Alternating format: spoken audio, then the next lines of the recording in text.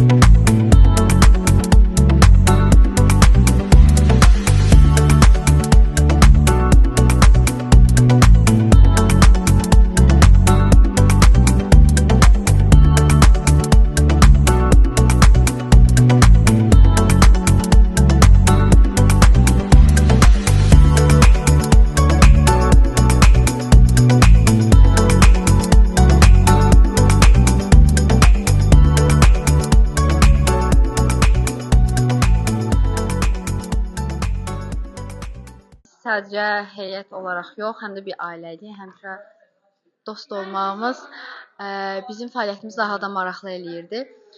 Çox maraqlı tədbirlər elədik, böyük uğurlara əl atdıq. Düşünürəm ki, mən də Səidənin yolundan davam edə bilərəm.